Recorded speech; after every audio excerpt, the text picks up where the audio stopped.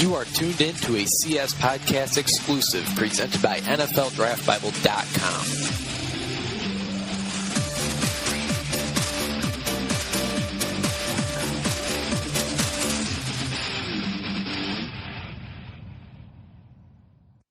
Welcome back to another episode of the CS Podcast presented by the NUC NFL Draft Bible.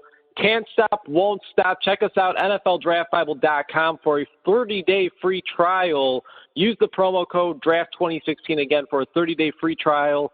Get it for free, 30 days. Use the promo code DRAFT2016.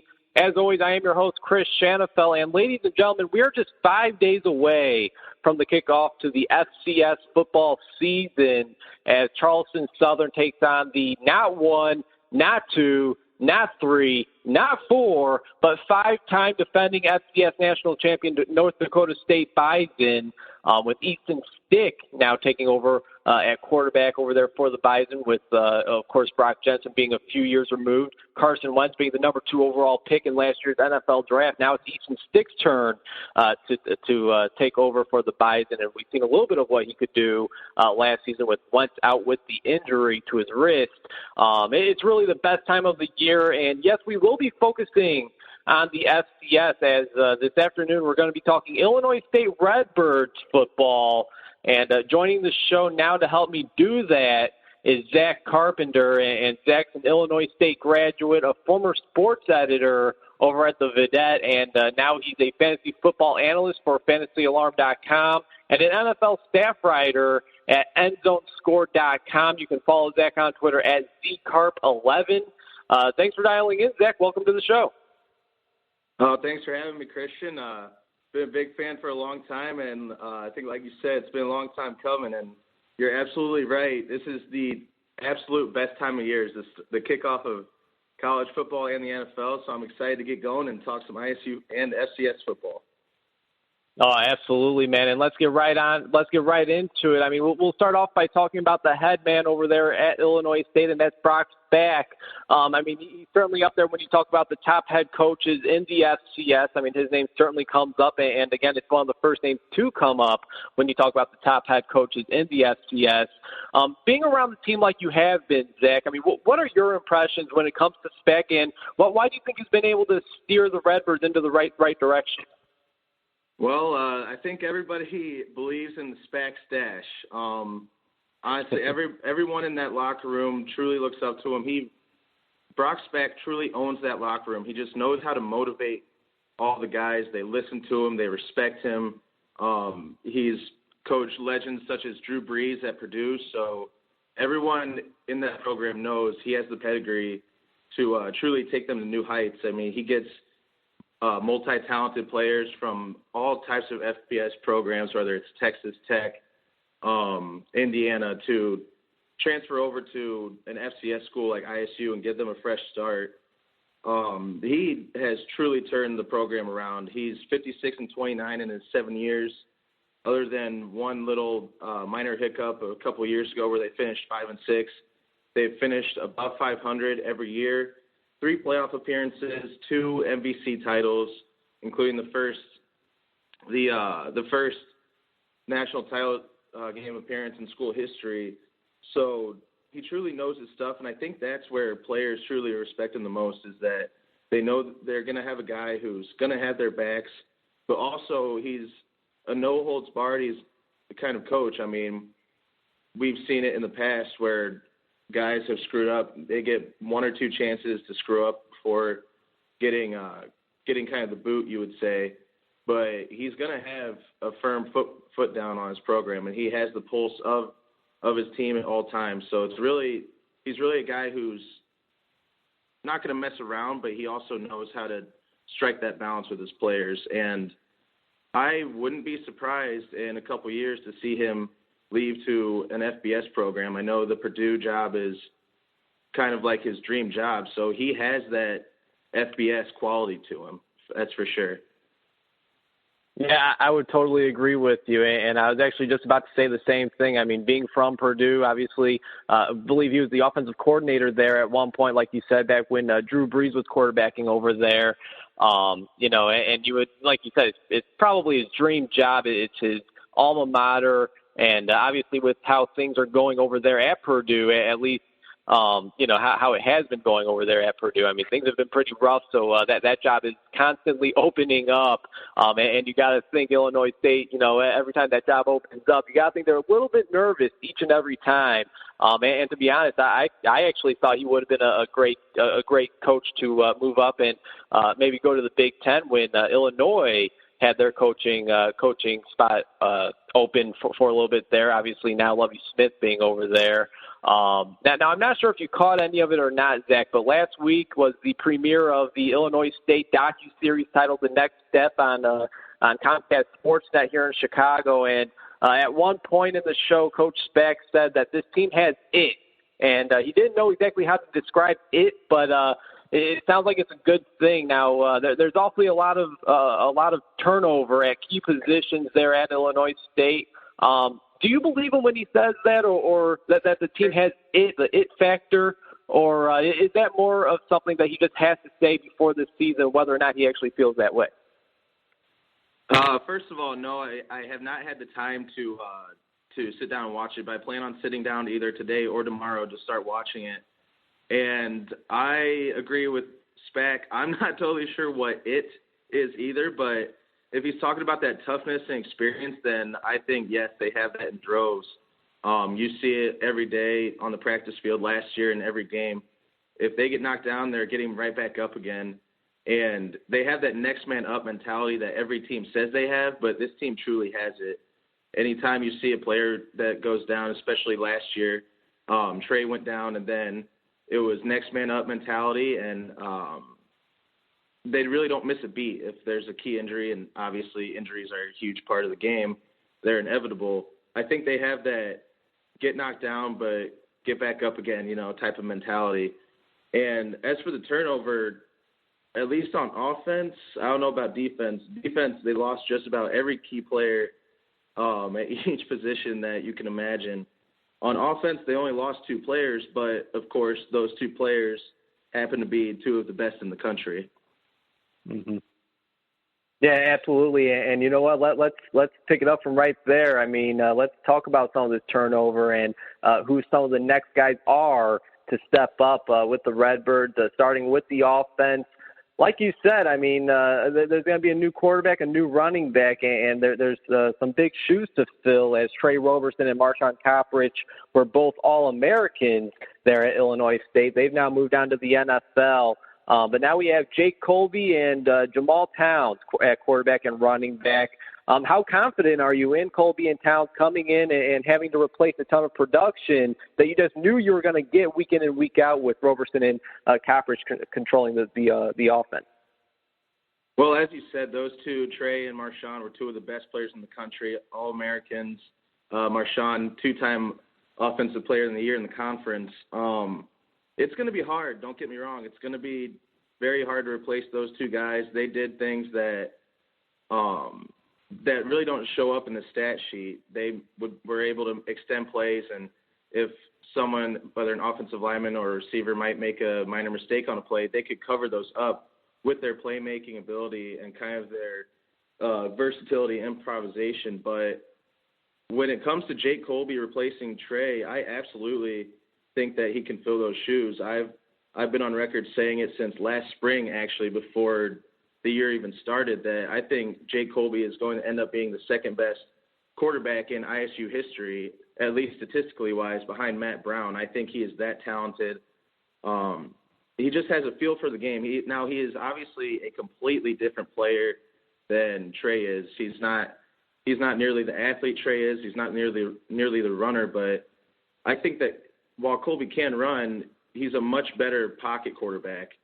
And I think that's going to show up from day one, where they're going to start, I wouldn't say an air raid offense, but they're definitely going to start going towards the pass a lot more than they have in the past, because their running game has been their identity since forever.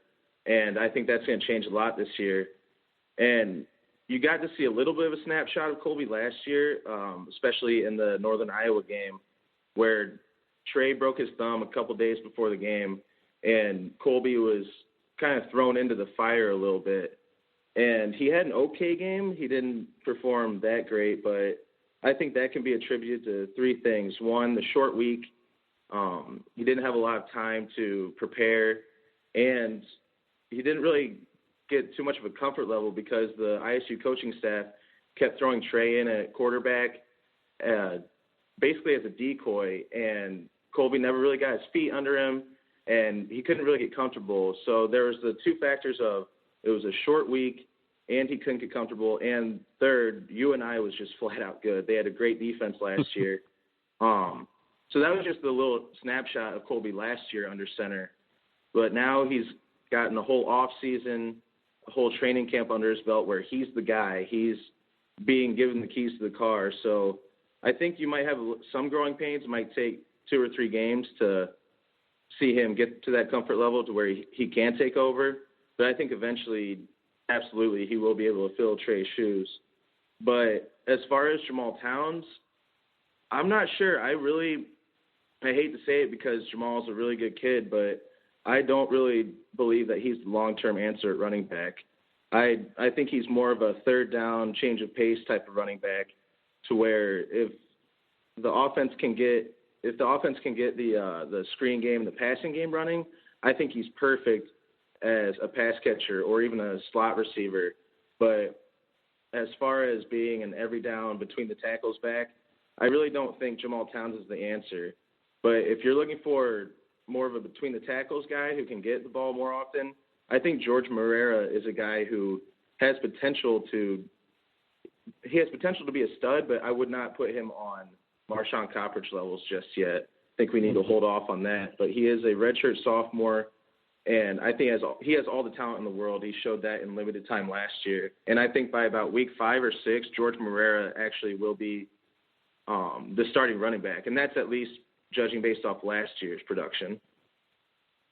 Absolutely, and who knows? Maybe it will be kind of like a running back by committee type of deal there with Illinois State. Marshawn Coppridge having so much success over the past 3 years. It's certainly going to be tough to replace that. And like you, Jamal Towns. To me at least, he is a bit of a wild card. As of right now, it sounds like he's having a pretty solid camp. It sounds like he is the favorite to at least start the season as a starting running back. But like you, I'm not so sure how confident I am in Jamal Towns being an actual starting running back in the toughest conference in all the FCS in the Missouri Valley. And, just to touch on Jake Colby, I've only heard good things about him. Really looking forward to seeing the new look offense with him under center. Like you said, got to think that with his skill set, it will be more of a pro-style offense and that we will be seeing the ball thrown more than we have in the past there at Illinois State. Now that we touched on the quarterback and running back, Zach, let's talk about senior wide receiver Anthony Warham. He was also an All-American last year as he reeled in 58 receptions for just under 1,300 yards. Led the Missouri Valley in touchdown receptions with 15, which is also an Illinois State school record. Obviously, it's tough to have a better season than that. But what should we expect out of Warham this season with Colby now under center? I'm sure now being a known commodity, teams will certainly focus on him more than they did last season. But are you expecting him to have a similar impact as a senior? Well, that's the wild thing is that he had 15 touchdowns last year, and you say, and I agree that it would be almost impossible to have a better season than last year. But I honestly think he can do it with the new offense, with that offense more geared towards the passing game than the running game. I think he's going to get even more opportunities, especially with a guy like Colby under center to throw to him, who can launch the deep ball, and his accuracy is uncanny. I think that you're going to see Warham get even more opportunities than he did a year ago, which is almost a little bit crazy to say. But because their offense is going to be taking away from the Coppridge, Roberson, Reed option as their offensive centerpiece, I think that you'll be able to see Warham get even more freedom and more time to get more targets.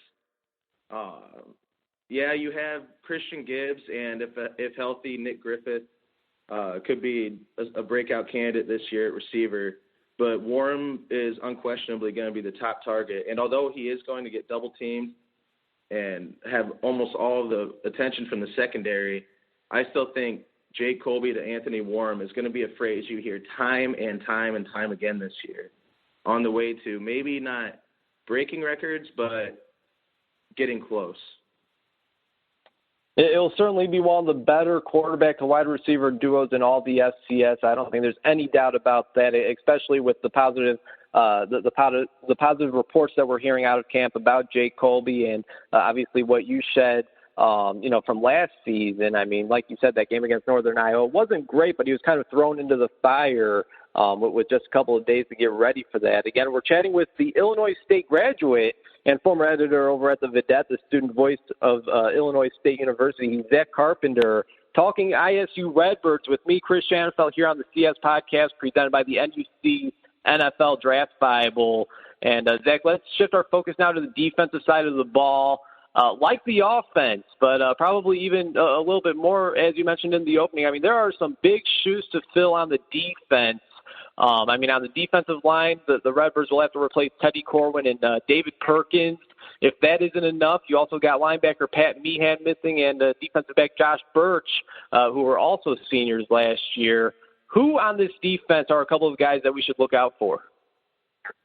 Well, I'll stick to two big names. Like you said, there's a lot of question marks on the defense, and so far through camp, I've heard they haven't been looking the best. They're looking a little soft, is what I'm hearing.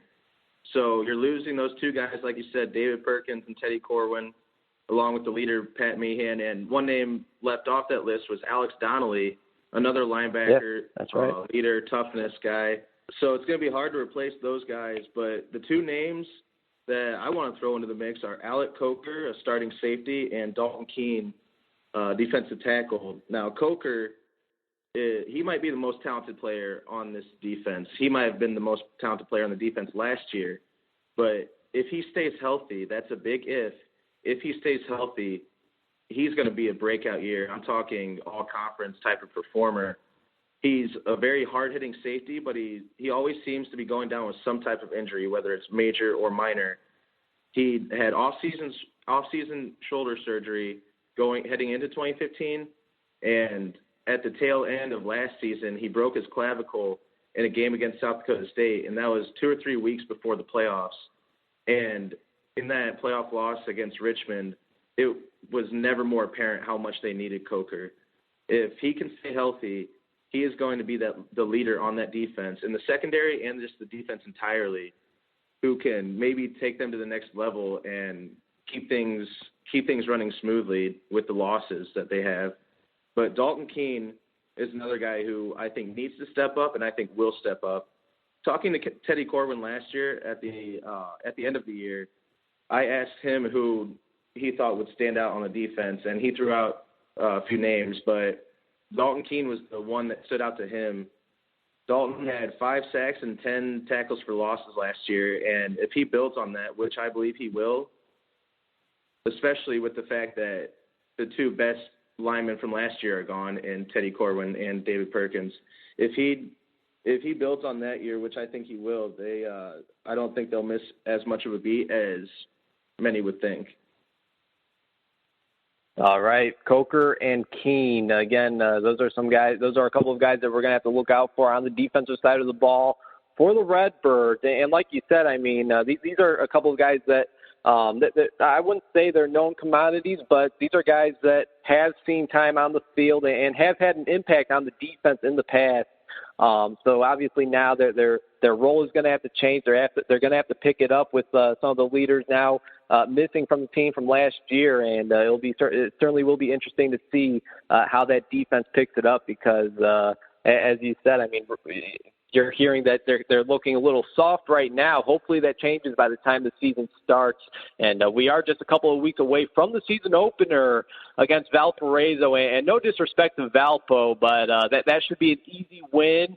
But obviously the game that everybody is looking forward to is Week 5 against North Dakota State at the Fargo Dome. It'll be the first time the two teams square off against each other since the 2014 FCS National Championship game. How many times do you think that game will come up from coaches and players throughout the week of practice? I know that the players now on the team were only freshmen, sophomores when that 2014 FCS National Championship game went down. But I got to think there's still a little bit of a sour taste in the Redbirds' mouth. Oh, there's definitely a sour taste, Christian. Especially last year with the game before the semifinals and the quarterfinals was a loss to Richmond. I think a big reason, or maybe not a big reason, but one of the subtle reasons that they lost that game, I think they were looking ahead to a potential rematch with North Dakota State. They want that game. They are not shy or bashful about it. They want sort of revenge. You can't really get revenge for a national title game loss, but they want that. They still have that bad taste in their mouths. That's what the coaching staff and the players talked about all of heading into last year, was that terrible feeling when the buzzer sounded, when the clock hit 0 in that national title game. So I think that's going to just give them extra motivation throughout the week, but you won't hear them say it. You will not hear the players say it leading up to the games. The coaches will make sure that they are saying the right things of, well, it's just another game. We're going to go out there and compete like it's any other week in the Valley. It's going to be a tough game. And I'm sure you'll hear Brock say the same thing. But in their minds, that's not going to be just another game. That's going to be at North Dakota State, at the Fargo Dome. Heavy intensity and passion. They're going to be geared up for that game, and they're going to be tired of hearing it from everybody. All the storylines behind that championship loss. They won't be bashful about it. They're going to be sick and tired of hearing it. Mm-hmm.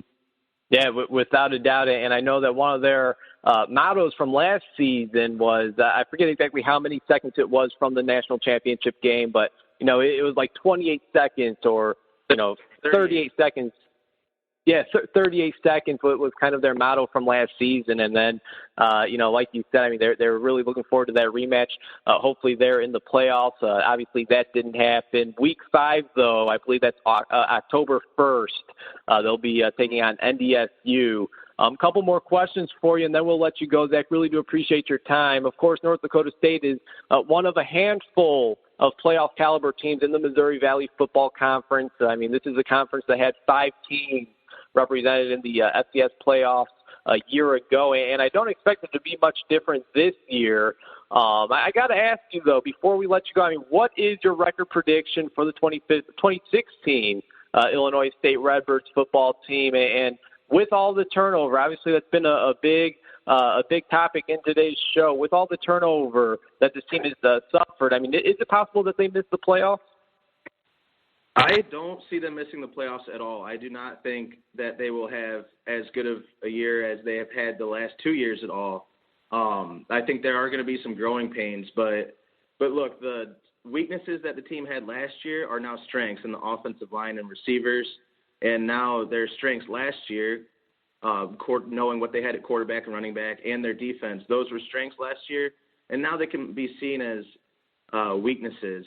But I think by mid-season, both of those two are going to level out. And I'm sticking with an 8-3 record, 6-2 in the Missouri Valley. But I don't see a 7-4 finish would also not be out of the question. I mean, looking at the schedule, I see loss at Northwestern. After seeing how they played against Iowa, a very, very good Iowa team, but after seeing how they got handled by Iowa last year, I don't see them sticking with the Big Ten team this time around either. I don't think they'll be able to come out of Fargo with a win. Even with all the extra motivation, I still think North Dakota State is going to have their number up in Fargo. And then at Western Illinois, the second to last week of the year, I see them dropping that game. So those are the 3 games I see them losing. I don't see them losing at Hancock this year with the opponents they have, although there's not an easy week in the Missouri Valley. It might be cliche, and they might say it all the time, but the MVC is definitely the SEC of the FCS. So really, on this entire schedule, there's only two wins that I see where there's no way that they could lose. That's Valpo and Missouri State. I think those are just easy. Chalk them up now as wins. And I would put Eastern in that category as well, but after seeing them almost lose to Eastern last year and barely being able to escape with that one, the only reason they won is because Eastern's kicker missed a chip shot field goal at the end, and they were able to escape. So now I can't put Eastern in that easy win category. So I see them at 8-3 with a second place finish in the Missouri Valley, depending on how everything else shakes out.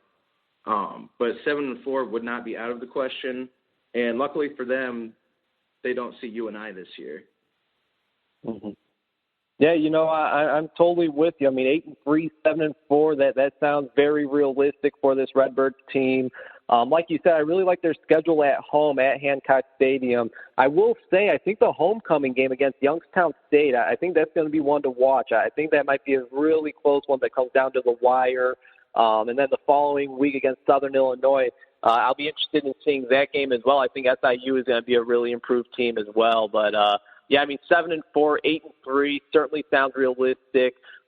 Anyways, final question for you, Zach. Again, really do appreciate your time. I'm curious because you are a recent ISU graduate, and I got to think it's changed quite a bit. But, again, I'm curious, how, if at all, has the excitement grown for the Redbirds football team from your first year at Illinois State to now being a graduate? It's interesting. I think there's a lot more excitement than there was 4 years ago, obviously. My freshman year, they made the playoffs. They made the second round, first playoff win in years, I believe. And then they had that stinker of a year, 5-6 finish, where they kind of limped around. But the last 2 years really boosted the program. But still, Illinois State is a basketball school. It always has been and always will be. So there's always going to be more excitement surrounding the basketball team, which is a bit of a shame because the football team is a top 10 team. I think as long as Brock Spack is here, they're going to be a national top 10 team every year. But I think the mentality, at least with students, is that it's an FCS school in football, so it may be seen as a lower tier and almost seen as a Division II school in their eyes. So until they're a Division I or an FBS school, there's still going to be that type of mentality, at least in the students' eyes.